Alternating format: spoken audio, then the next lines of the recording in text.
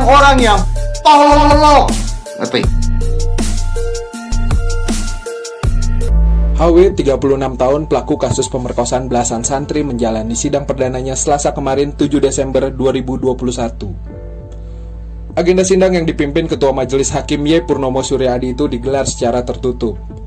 Sejumlah saksi yang dihadirkan dalam sidang merupakan santri korban dari kebiadaban HW. HW merupakan guru sebuah pesantren di Cibiru, Bandung. Jaksa Kejaksaan Negeri Bandung, Agus Murjoko menyebut perbuatan terdakwa dilakukan dalam rentang waktu 2016 hingga 2021.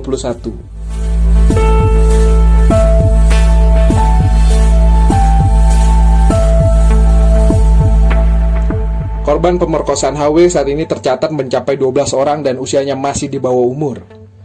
Bahkan 7 korban diantaranya sampai hamil dan sudah melahirkan 9 bayi. Atas kelakuan HW, semua korban rata-rata mengalami trauma berat. HW juga didakwa dengan pasal berlapis dengan ancaman hukuman maksimal 15 tahun penjara. Kejadian ini, anak-anak yang mendapat musibah ini adalah anak-anak kita, anak-anak di Garut.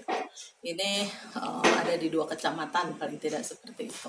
Jadi kronologisnya mereka karena belajar di sana. Itu apalagi kurun waktunya memang dari 2016 sampai 2021 sampai kemarin di waktu Mei ini terbongkar semuanya. Ya, gitu ya. Dari 11 berapa anak? Asal 8. 8 Dari semua dari kita.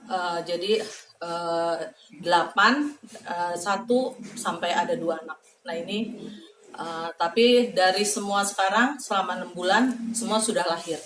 Jadi kan tadi di TV saya melihat 2 lagi hamil, tidak, sekarang semua sudah dilahirkan. Iya, semua ada di ibunya mereka masing-masing. Berapa anak itu yang sudah melahirkan? Semuanya 8. Oh 8 dari anak-anak ini. Jadi sebenarnya mereka sekolah di sana juga karena gratis. Jadi mereka banyak bertalian saudara dan tetangga. Jadi seperti yuk kita belajar di sana gratis. Nah inilah awalnya. Dan mereka kurun waktu 2016 sampai 2021 mereka ada di sana. Nah itulah anak-anak itu. Jadi di waktu mau lebaran, nah inilah salah satu pedulinya orang tua yang melihat kenapa anak saya berubah. Nah dari situlah akhirnya dengan ditemani oleh kepala desa mereka melapor ke Polda Jabar. Nah itu awalnya seperti itu. Kondisi para korban sekarang gimana, Bu? Kondisi Jabar.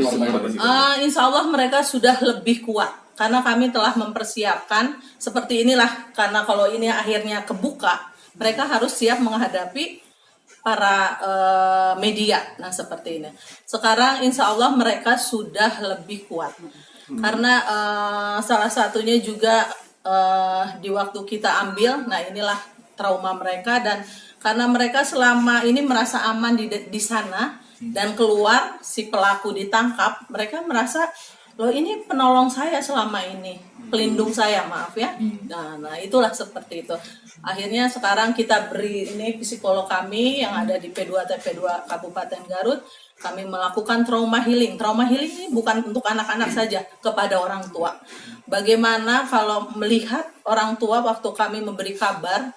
Jadi waktu itu baru 1 kecamatan yang tahu, setelah Polda dan P2TP2 Jabar ke tempat kejadian, ternyata ada 1 lagi. Itu lebih banyak lagi anak-anaknya, ada 6. Nah, Bu, selama dalam pendampingan P2TP2A, Bu, beberapa korban bercerita perlakuan pelaku ini? Oh semua, karena semua dari Polda Jabar BAP di tempat ini.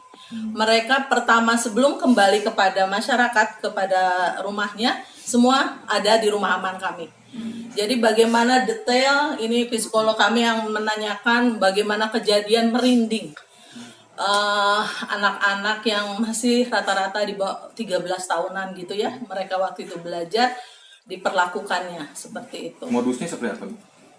Yang utama dirayu apa dipaksa?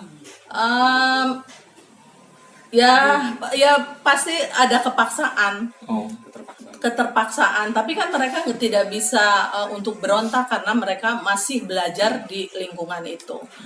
Dan apalagi walaupun dibilang pesantren, ternyata pengajarnya yang mengurus pesantren itu cuman si pelaku. Kalaupun ada guru yang datang, ternyata mereka diiming-imingkan untuk belajar, tapi ternyata mereka belajarnya adalah guru datang itu. Jadi guru datang yang sudah sisanya mereka masak sendiri, anak-anak itu. Waktu itu ada 30 anak yang ada di